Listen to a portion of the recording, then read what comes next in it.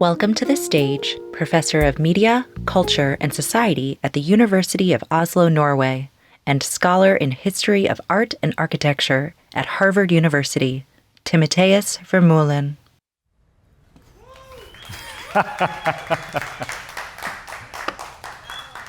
Hey, fucking hell, thanks for coming so early in, in the morning after what I imagine was a late night for many of you. I thought that what I'm not going to do is to do a sort of a TED talk. There's many reasons for that. One of them is that I would be the worst person to tell you what to do with your, with your life. I mean, I have no organizational skills. I eat way too many pancakes and all that shit. So I'm not going to tell you what I think you should be doing. What I thought I'd do is to talk about the cultural context for a lot of the shit that you are already doing, right? So kind of, I guess, like a therapist, you know, like that Belgian woman, I'm from Holland, like the Belgian woman, Esther Perel, but then, yeah, that's great. But then for culture. So I'm going to try, I suppose, to relate back to you a lot of the stuff you already know or you already feel perhaps, and put it in a different context, to try and unearth some of the patterns that are present there. Like a therapist, or maybe also like what in urbanism is called cognitive mapping. I don't know if anyone's ever heard of this term, but in urbanism, sort of since the 60s, they use this notion of cognitive mapping. And so they found out that people navigate Boston really differently from how they navigate like LA, right? Because they're different cities. And so people might stand here and then they want to go through the city and they're like, oh yeah, so there's a landmark there. And there's a famous district there. And then there's an edge or a node there. But depending on the place you're at, of course, the structure, the organization of those cities is very different. And so they found that people navigate their way through these cities in completely different ways. Culture works exactly the same way. So different cultural periods, or different cultural sort of blocks geographically, or different subcultures, they work like cities. And art, I would say, is what creates those sort of mental maps, is what creates the ways in which we might experience what the landmarks are, and what the districts are, and what the main avenues are, and how we should walk through culture. And so I'm going to talk about art, because something has shifted since, I would say, the late 90s, early 2000s. Something fundamental, something that everyone has noticed, but that people have found very hard to put their finger on, to try and understand what are the new landmarks and what are the new avenues that we walk on. My answer is metamodernism, and I'll explain to you why in a second. So I wrote about metamodernism, as you see here. I've also started a podcast with Gia Milinovic, the BBC presenter, the Cluster F theory. Cluster F obviously stands for clusterfuck, but I think we cannot use that on Apple Podcasts, in which we ask thinkers and writers and artists and comedians and politicians to give us one concept, to try and explain, to try and map, I suppose, the contemporary shit show, to try and help us find a way through, potentially even out of it. Okay, I want to start by doing something I often do with students, but also whenever I do public talks at museums, which is that I want to talk about this work, and I want to do that together. So I want to do sort of an interactive little thing, and I'm really sorry, because I'm so grateful that you came here so early, and now I'm definitely going to put you on the spot. So I hope you're all okay with that. You know, you're Americans, right? I don't think you mind this sort of interaction. So this is a very famous art piece by the Lebanese-American artist Annabelle Dow. Does anyone know this piece? Okay, so it exhibited everywhere, MoMA, Schönhalle, Frankfurt, in Oslo. It's one of the most important pieces of art of the last 20 years, I'd say. And in this piece we have, as you can see, a cathode ray tube television from the 60s. On it is a mashriba, a screen divider that keeps out light and that keeps out sounds, that keeps a sense of privacy inside, but it also lets through the wind. And so it's a divider of the inside and outside, but also a mediator of the inside and outside. It's a static image. We can see that there may be something behind it, but we don't really know what that something might be. On this television, there is a performance piece by the artist who has asked random people that she met in the gallery or wherever a single question. And I'm going to ask you the same question. And the question is, which side are you on? Which is the name of the piece, and it's the central question. So, if I'd ask you, which side are you on? Which side would you be on? This side, that's probably a good answer. Hey man, hey, which side would you be on? The middle. The middle? Is that a side? That's a good one. Yeah? The underdog. The underdog. Yeah? Between the outside and the inside. Between the, come on. This is getting too philosophical. Yeah, you? The observing side. I think that's probably the best side the safest side, I think it's fair to say. Maybe someone in the back? You? The side that gets all the information. The side that gets, these are very safe answers. This is a hard, yeah? The upside? The upside, I mean, come on. This is like, I'm doing a grad course at Harvard. This is a hard question, right? And so when she asks it of people in the gallery, you hear that every single person who's answering has this slight moment of hesitation. Some people will take the safe route, as many of you wisely did, to keep it abstract, to keep it sort of broad. Other people, they really dive in, right? They'll voice their opinion on the Gaza conflict, which, as we all know, is a really bright thing to do, right? I think generally. Or they'll say, I'm on this side of the humanitarian problem. Other people make a joke, sunny side up, west side, I don't know, stuff like that. But there's always this hesitation. And we understand why.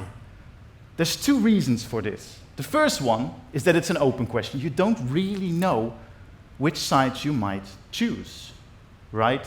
If I would say, as I did, because I'm an idiot, when I was asked, which side are you on, I said Arsenal, which is, for those of you who don't know, it's a football team. And then the person after me said something in the lines of, I'm on this side of this ethical or humanitarian problem. Of course, then I was a wanker, right? Because I clearly made the wrong decision. I chose a side between football teams. The next person did something far better than me. The difficulty with this question is that it's open. You don't know what the sides are. But there is a second, more fundamental difficulty here. And this is the reason why this piece has become a microcosm of a lot of what's happening today in art and culture more broadly. This is one of the main avenues, you might say, in the city of contemporary culture. And that reason is this one. When you ask the question, which side are you on, it's not just the fact that you don't know which sides are involved. It is also that we've all learned from a young age in school that no one side is indefinitely better than another side, right? You might say, well, there's some truth there, and then there's some truth here, and this side also has some good shit, and there. It is impossible to say, this is definitely all right, and this is all wrong, right? Because the name for that is fascism, right? We don't want to make those mistakes. We learned this all in school from a young kid. When someone says, this is true, and then your friend says, no, this, and then the teacher says, no, both of you, opinion, blah, blah, blah. And so there's a fundamental thing there, a fundamental problem that no one side is necessarily or inevitably better than another. There is a cultural context, again, for this. And this cultural context is this. For much of the 1970s and 80s and 90s, there is this big discourse that we now call postmodernism. And postmodernism, and I'll come back to this in a second, is precisely about this no siding. Never choose a side. Right? After all the disasters of the early 20th century, the late 19th, right? The French Revolution ends with the chopping of the heads, communism, pogroms, Nazism, all those big stories that told you to take a side, right? Then philosophers and thinkers and artists started saying in the 50s and 60s, maybe we shouldn't do this side thing, right? It doesn't seem like a good idea. So let's not take sides. The name for this is the différent. This is a concept by the French philosopher Jean-François Lyotard, who says we should be like an admiral on a ship sailing between those islands, right? Like this, and then you go there, and then you go there. And so you keep sailing between those islands, and you never set foot on shore. You never choose. So you see the value of each of these different islands, of each of these different sides, but you never really choose one side over the other. The différent, or deconstruction, I think, or postmodernism as a whole, is what we've come to know this as. It is not choosing a side, of moving between. The question that Annabel Dow's work asks of us is, what do you do when that ship sinks? Right? How do you make a choice when you know that you shouldn't make those choices because, history and everything, but you are nonetheless forced to make that choice. And for an entire generation of kids, also the students I'm teaching, this is the prime question. You are forced, or you feel forced, to choose sides, to pick one thing over others, but you know it's impossible. And you don't know what the context for those might be, right? We always thought about the future as this line, right? And then you're here, and then here, and now we know that it's more like this, right? And the future is already with us there, and maybe there, and then there's all these different possibilities. And so that is the question. There's this entire open sea in front of us, and we have no clue how to choose the right side, but we feel forced to do so. This is case one of the main avenues in contemporary art right now. If you go to a gallery or to Miami Basel or to Basel, or to the Frieze fairs or Armory, you'll see a shit ton of works right now that do this, that do precisely this sort of gimmick.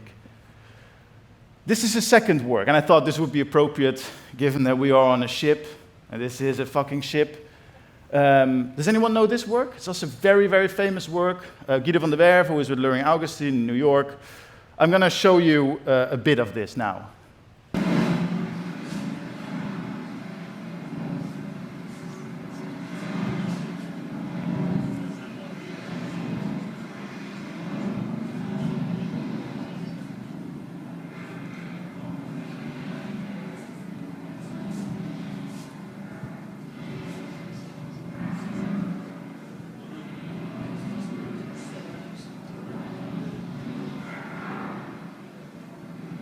So what we see here is an icebreaker, right? The ship is an icebreaker. It is breaking the ice on which this little dude here, the artist, is walking. It's a blurry image, a poor image. Art theorists would say these days, we can't really see exactly what is what. We don't see the facial features of this person. We don't know who this person is. I know it's a man, but we might not be able to tell that it is indeed a man. And this man is walking steadily towards what? Towards us, right? A side, I suppose, is walking steadily towards us, not really wavering, not panicked by the looks of it, is walking steadily towards us while this ship is literally breaking the ground on which he is walking, is breaking the ice on which he is walking. This idea of believing in the possibility of a future in spite of all the other signs working against you, in spite of knowing better, because of course, it's not a great scenario, right? I'm guessing if any of us was walking on this ice, we'd be like, oh no, this is a terrible situation to be in. I could also imagine, especially with this title, number 8, everything is going to be all right. I could imagine Quentin Tarantino, right, sort of the prime postmodern filmmaker, doing this. We would have the title appear, we would go to the ship, see the little guy walking, within 3 seconds the little guy's dead, right? That would be the sort of the joke we had throughout most of the 80s and the 90s. But here, this little fella is constantly believing in something in spite of better judgment. He knows there's no chance, and yet he is forced and he wants to move on. Without panic, at ease, choosing a direction and sticking to it. And so those two notions, this idea of sidism and this believing in spite of better knowledge, are two of the main avenues, you might say, in the city of the contemporary cultural landscape. And I really do think it's important that we think about culture in that way. Culture is this city, is this map, and art provides us those mental images of how we navigate our way through it, appreciate what is important and is unimportant. This is the main cultural city globally of the 60s, late 60s, 70s, 80s, 90s. This is the cultural landscape today. It has been since, I would say, the early 2000s, and I think will be for the next 20 or 30 years as well, in whatever shape or form. You know maybe some of these things, right? The YBAs, that's Damien Hirst. Metafiction, that's Bret Easton Ellis. American Psycho, that sort of stuff. Michel Houellebecq. The smart film, Todd Solondz, early Sam Mendes. Alexander Payne's early stuff, not his newest stuff. punk, but also grunge or Radiohead, which is what I grew up on and still love dearly. In architecture, a sense of anything goes. In philosophy, the focus that truth is relative, that truth is just an opinion amongst many. And in politics, what is called the end of history. I'll come back to this notion of the end of history. All of these things that made up the streets and the districts of our cities, of our landscapes, of our museums, they're gone. And I mean that, right? This shit is gone. If you're now investing in art, for example, and you'd buy shit like that, you'd be fucked, right? That's definitely going to decline in money for quite a while. No one is buying that stuff anymore. Damien Hirst is having a very hard time, I think, at this stage and the next 20 years. It will come back up, of course, but for the next 20 years, it's hard. That's the 90s. And here we see that this metafiction, this sort of ironic, nothing is real, language bears no relation to reality, that is changed by what in literature is called the new sincerity. Ben Lerner, Zadie Smith, Foster Wallace, Dave Eggers, Miranda July, people that say, like Guido van der Werve, I know, but still, we need to try and create stories. We need to do something else. We need to try and together believe in something, which is also what I've here called queer folk, because I think this was one of the first movements that did it in the early 2000s, but now there's all kinds of movements in music, even to someone like Billie Eilish, that do the same sense, that focus on the establishment of communities, of constructive, of hope, and stuff like that. Quirky, that's Wes Anderson, right? But maybe these are, whatever works is Bjarke Ingels, who I think this is actually a quote from.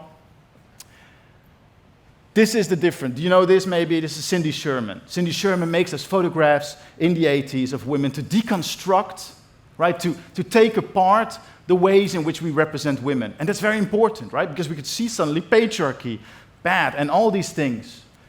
That's the postmodern idea. That's this first way of trying to understand, to take apart, of not choosing sides, but sailing between them. Barbie is the metamodern version of that. It acknowledges the same things. We've got some issues with representation of women, but it also offers us this glimpse of an alternative, a possibility of a movement forward, of a way out of that distinct representation. Or here, Keith Tyson, very famous artist of This Is in the Zabludovich in London, a very famous artist of the YBAs, a great artist, I think, who here collects all these objects and puts them next to each other, right? So there's all these different worlds that bear no obvious relationship to each other, but are just put alongside, like parallel universes without any bearing. But then there is this, which is the same principle, all these different universes, but there are these connections, these relationalities that go through them, these differentiations, right? We have a sort of a life force, you might say. It is all about familiarity, about community, about the possibility of love, even if the world is indifferent to our needs or to our desires. And interestingly also, the Daniels themselves described this movie as metamodern, as a metamodernist filmmaker, as a metamodernist film, which of course made me very, very happy. All right. This is the postmodern city. It's a very famous quote, one of the most famous quotes maybe in philosophy of the last 50 years, by Frederick Jameson. And Frederick Jameson wrote about the YBAs and metafiction and the smart film and all that stuff, or also the action movies of Schwarzenegger and Bruce Willis and Indiana Jones. He wrote, "The last few years have been marked by an inverted millenarianism in which premonitions of the future, catastrophic or redemptive, premonitions of any future, that is, any future, any possibility of a reality different from the one at hand, have been replaced by senses of the end of this or of that, the end of ideology, the end of art, the end of social class, the crisis of Leninism, social democracy, the welfare state, etc., etc. And taken together, all of these perhaps constitute what is increasingly called postmodernism, these senses of an end. The 80s and 90s, there is activism, of course, everywhere, but they are pervaded by this sense of this is it, right? So you either got the Benga Boys. Does anyone remember the Benga Boys? I'm from Holland, so this is this is the reference I have to be very proud of, right? Boom, boom, boom. I want you in my room. Maybe I shouldn't. I shouldn't start citing this whole song. I do know the whole song. The Benga Boys, right, which is sort of this hedonism of the end, or nirvana, which is like, ah, fuck, the end, right? This sucks balls, but what do we do with it, right? So sort of nihilism or cynicism,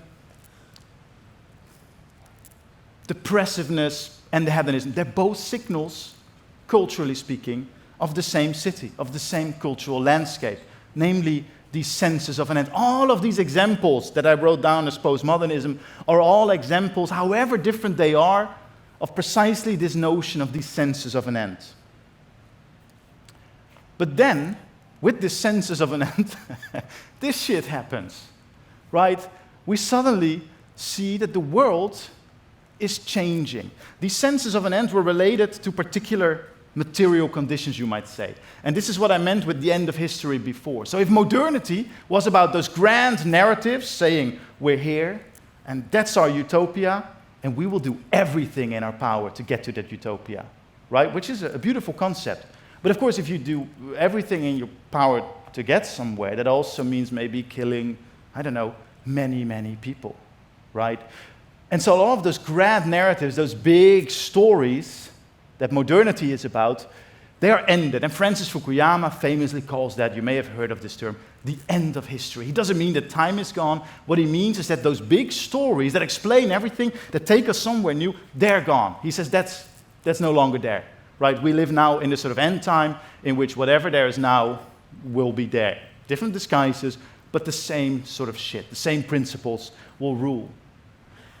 Postmodernism is all about that. But then, then this happens. Right, so everyone is happy with their holiday from history. Like, oh, we figured it out. Democracy is really good. For Fukuyama, liberal democracy, America, fantastic, works really well. And then we're like, oh no, climate change. That's a big question. That changes how we conceive of capitalism, for example, right? We need to make, and I think the ship is all about this, make new ways of how to organize our economies, right? We need to figure out new ways of how to distribute wealth across the world. We need to try and put a halt maybe to populism and post-truth thinking and all that stuff. And so all of those ideas that we had figured it out, yeah, that's kind of gone. And so culture, the city changes, the landscape changes because the material conditions change. And so there's a perceived necessity. There are new technologies that enable, and these are no longer new, I realize, but I wanted to skip this sort of historical account.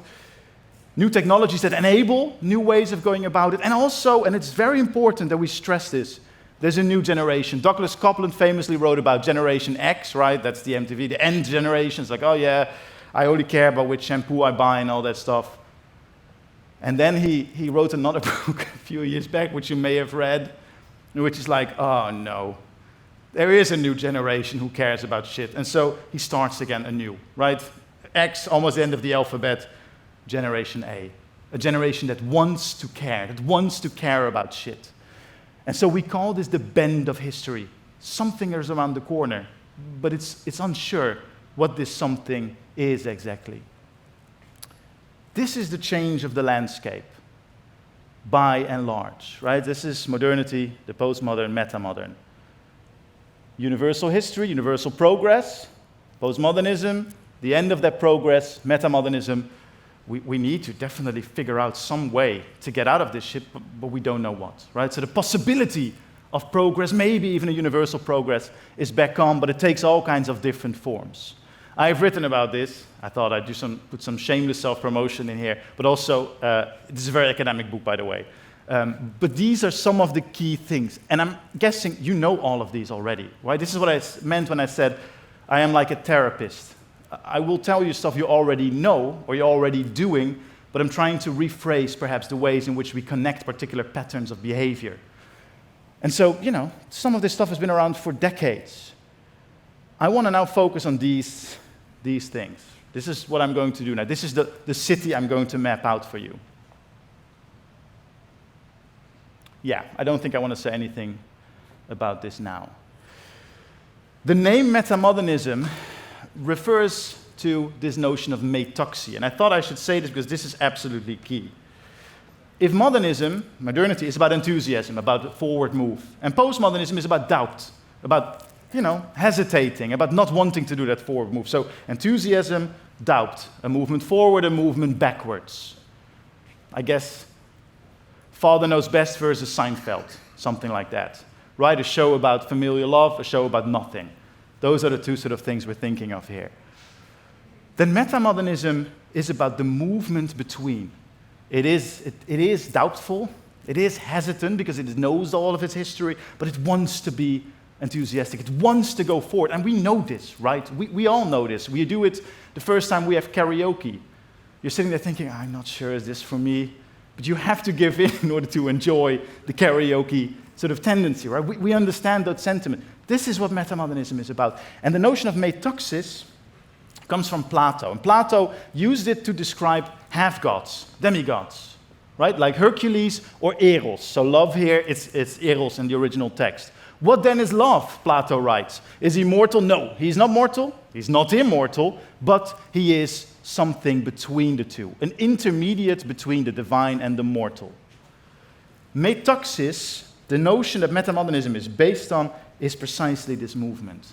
It doesn't know what it can be. It is both modern and postmodern and neither of them.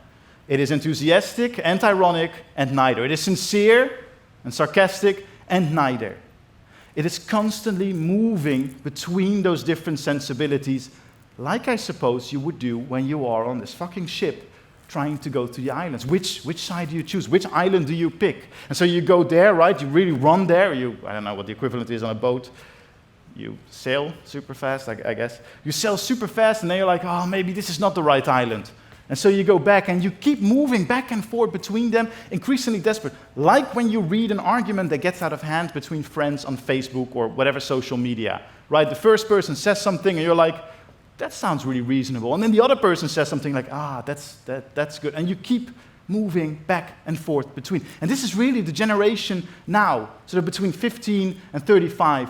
This is their constant reality, right? We speak about choice paralysis, but that's not it.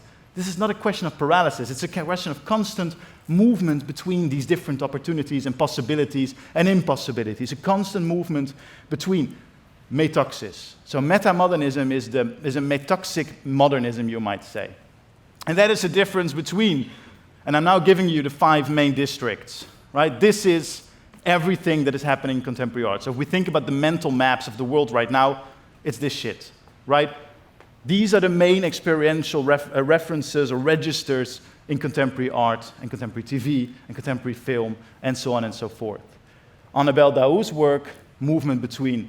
You probably know this work. Sorry for the poor image quality. It's in DC. It's a wonderful work.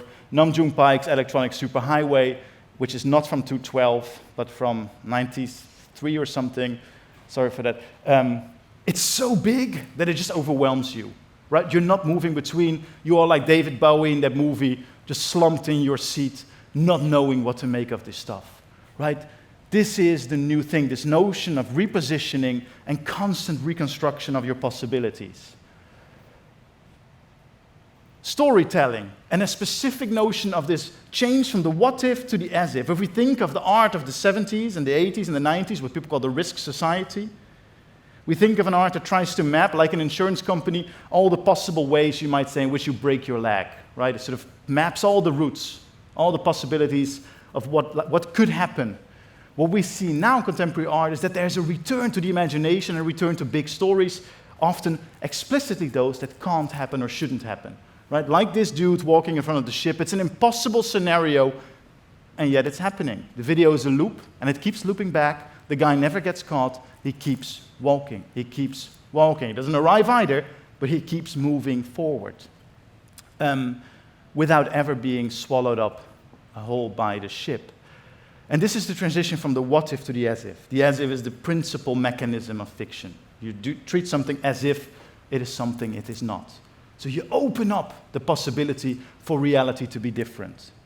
And it has everything to do with the creation of new worlds. Fucking hell. Oh, okay. Here's a piece by Oscar Santillán in which the Ecuadorian artist allegedly found old papers by Jung, the psychologist, where he said that he wanted to experience the civilization of the jaguars. Right? We don't know if Jung ever wrote this. The artist doesn't clear it up. Maybe true, may not be true, right? So it's an ontological and an epistemological uncertainty, you might say. The artist then takes up this idea, makes a birthstone of Jung's birthstone, a big sort of thing, puts it in a vacuum cleaner, goes to the Ecuadorian jungle, meets a shaman. The shaman tells him where he can suck up jaguar air or jaguar smells. He goes to the jungle, sucks up the smell into the vacuum cleaner, into this specific machine, and voila, Jung's wish, which may or may not have been true, is posthumously delivered. All of this, of course, is ridiculous, right? Everything here, every step along the way isn't entirely clear whether it's true or not, but also it begins to really stretch the imagination of what's possible. Is the shaman the person to help Santillon discover the jaguar smell? Can you capture a jaguar smell in a fucking vacuum cleaner? So all of these things are ridiculous, increasingly, and yet he wants us to believe it. He wants us to join in. And so it is really not about the suspension of disbelief, but about the full immersion into a story that we know is tricky, that we know is on shaky grounds. Here's another, does anyone know this piece? It's a very famous piece by Ian Chang, American artist, Entropy Wrangler, in which he has an algorithm which replicates unpredictably. And so you come into the gallery, you push a button, and shit begins to happen in this world with these objects. And every time you push the button, something else happens. The rules change. Sometimes there's gravity. Sometimes there's no gravity. Sometimes objects bounce off one another. Sometimes suddenly they merge. They evolve into something new. They recombine. Every single time, something else is happening here. And of course, the idea, which I've called this the algorithm instead of it's a bad name, I realize, as I say it out loud now. But in any case, as opposed to the algorithm doesn't map what is possible, it maps precisely the impossible. And it tries to create narratives from that. So metaxis, or repositioning, storytelling, the as if, and then maybe the most famous, I would say, the key, this you must have heard, this change of irony to what some people call post-irony, other people call the new sincerity, other people call performative authenticity, this desire, this willingness to once again do something new, this willingness to go for it, this willingness to want to share a meaningful moment between you and other people that you might not know. Foster Wallace, who was one of the founders, really, I would say, of this sensibility, of this post-ironic moment, wrote, "Sarcasm, parody, absurdism, and irony are great ways to strip off stuff's mask and to show the unpleasant reality behind it. But the problem is that once the rules of art are debunked, and once the unpleasant realities the irony diagnoses," this is that Cindy Sherman picture, right, that says patriarchy bad, which it is, I'm not saying it isn't, but right, the diagnosis, once these are diagnosed and revealed and diagnosed, then what do we do? So what do you do? The patient is sick, but do you keep just saying, oh, you're sick, or do you try and get this patient back onto their feet and have some sense of experience? And this is that post-ironic attitude. I know, but still. This is a very famous piece that was in the Venice Biennial a couple of years back by Ragnar Kjartansson, Icelandic artist. Is the sound on? Sorrow conquers happiness.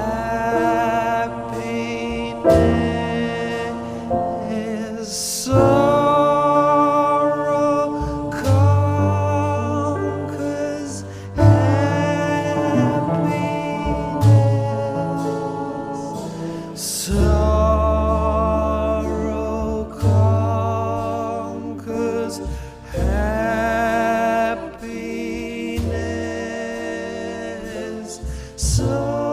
Sorrow conquers happiness. Sorrow conquers happiness.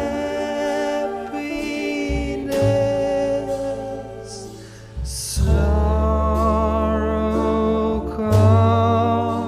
conquers happiness. Sorrow conquers.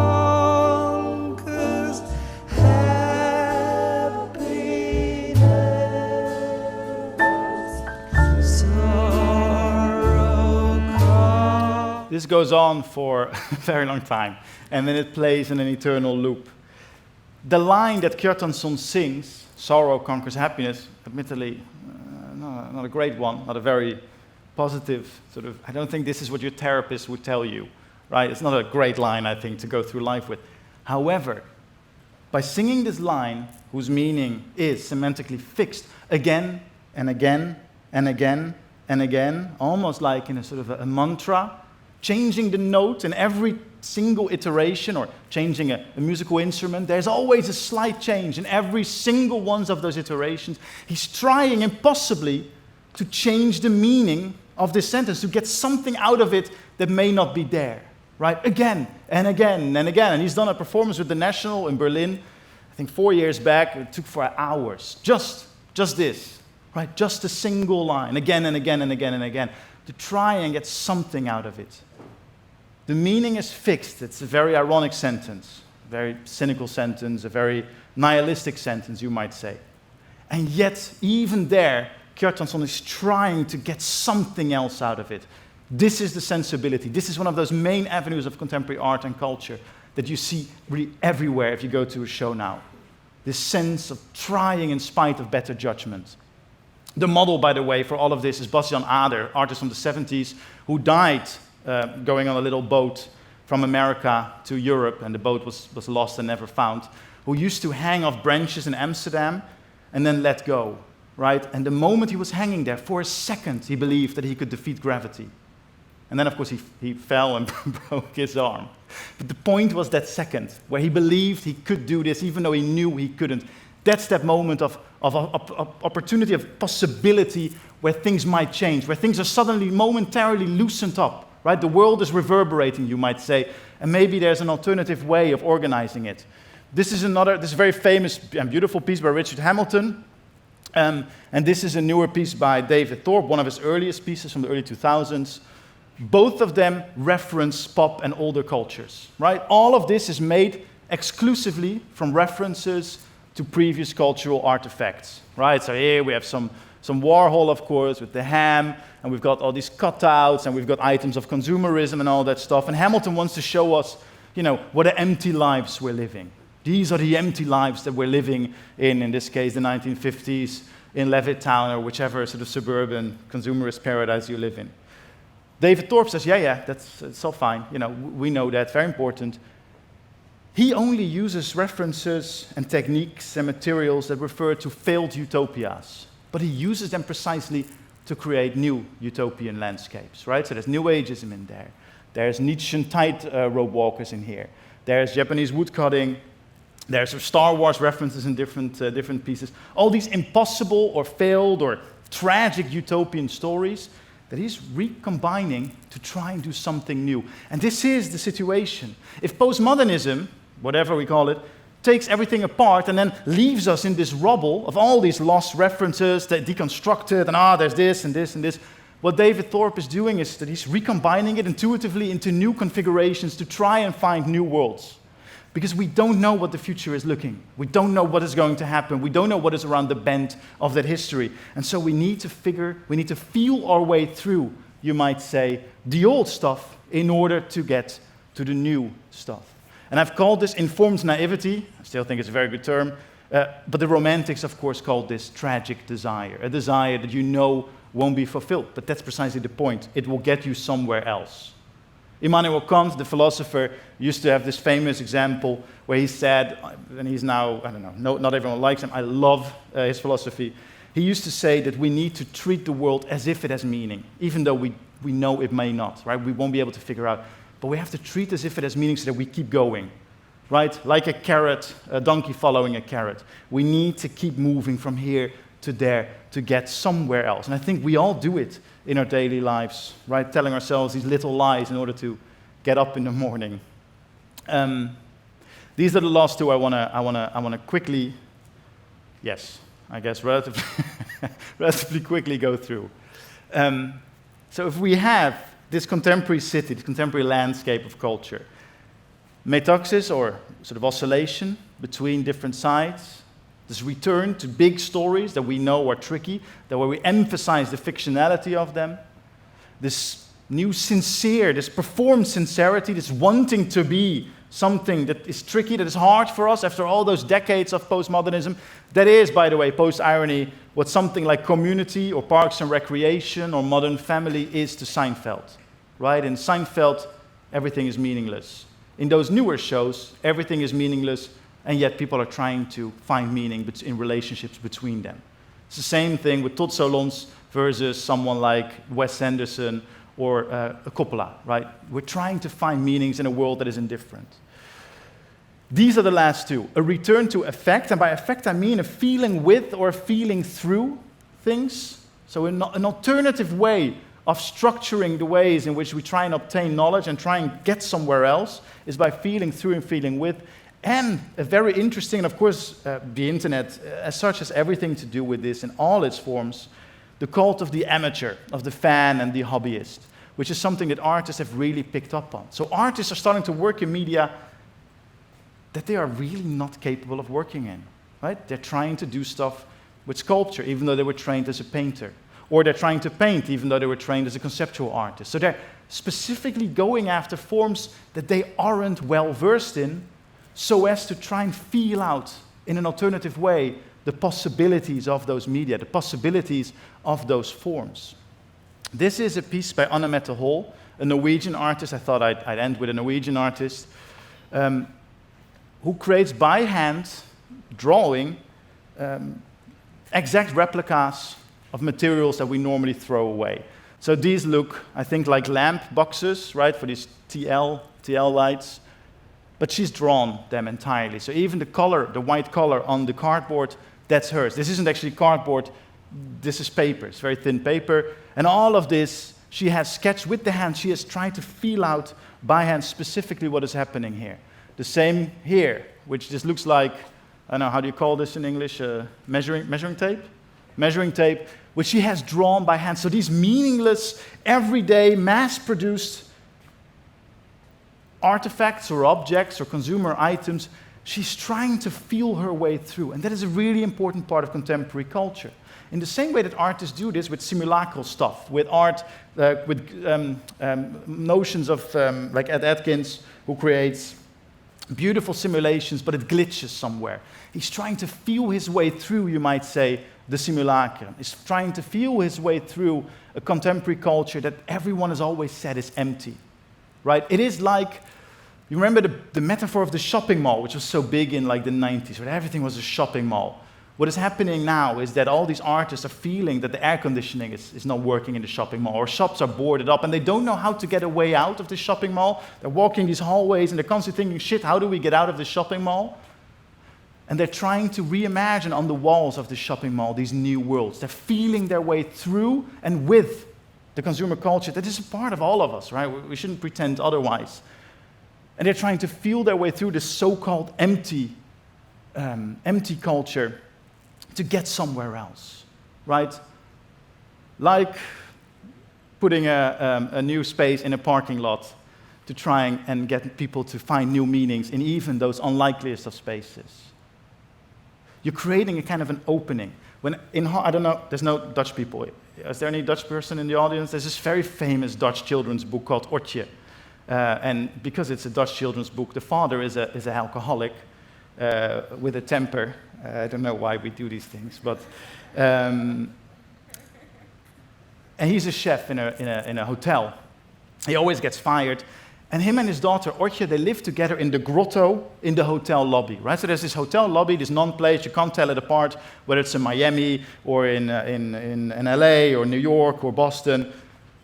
But this hotel lobby, and in this there's this plastic grotto, and they live in it, and it seems like worthless stuff. But for them, this little niche that they've carved out, where they are invisible, moreover, to everyone else in that lobby, they've created a space of meaning for themselves. And this is what these artists are doing. They're creating within space, you might say, a pocket of space from which new things might open up, from which new things might emerge. Anne Mette Hall, by drawing those throwaway objects, she feels her way through it to get to something else, which is our embodied place in the world. The way in which it feels to be alive right now and to find meaning in those tiniest of gestures. And this is really, really key, a key part. I worked for a while on this notion of depthiness, right? So just as truthiness for Colbert is the truth of the gut, depthiness is a depth that we know is not there, that we know is artificial, but that we want to excavate, right? That we want to perform. We want to find that the world is bigger than what we experience. There's this very famous book by Borges, the Argentinian writer, where mappers, cartographers, create a map of the world that is so big that it covers the territory, right? I don't know if you know this story. It's a very famous story. The map is so humongous that it covers the whole of the world, so you can no longer see the world. This is what people often use as a model for the 80s and the 90s, the map that covers the territory, the simulation that becomes the reality. What we see now in culture with this post-simulacral stuff, or with this depthiness, a depth that isn't there but we feel is there, is that we're sort of picking up that map, trying to feel out what is underneath it. Maybe there's some rubble here. So we're trying to feel our way back to a sense of reality, to a sense of possibility. So if Nike Air Max, which I love, this is really my generational shoe, I suppose, Nike Air Max is about creating a buffer, right? It's about not being in relation with whatever the material is on the ground, right? Whether it's gravel or stones or some other shit, it doesn't matter because the air sort of teases that out. These very famous shoes, they're by Vincent van Gogh, the worker shoes. They tell us this was the modernist shoe, right? This is modernity. Nike Air Max is the postmodern shoe. These shoes, they told us everything about reality because they're broken. They can feel the rain. They feel the soil. These shoes feel everything. This was the modern utopia, to be in touch with reality. Postmodernism says reality, fuck it, we don't care. And then the new shoe is not a pleasant shoe to look at, admittedly. I don't think it ever became, but this is the new shoe. But also this is the new shoe, right? These Pharrell shoes. It's depthiness. It's feeling your way back into a reality. But this is not a bare foot. You're not in reality, but you're trying to recreate the possibilities for a reality, a sense of the possibility of reality to emerge. Depthiness. So depthlessness, depth, depthiness. That is that post-simulacral attitude. You're trying to once again create a possibility of openings. Like if you are in that shopping mall, there is no exit, but you know that something must be out there. You're beginning to paint pictures on the walls of what the outside might look like, and then perhaps even digging through it. That is our relationship to the future, and this is also what almost everything in contemporary culture evolves around. This is more or less it. But I do want to, I think that's it. Hey, thanks so much for those few extra minutes. And thanks for coming, I mean, really.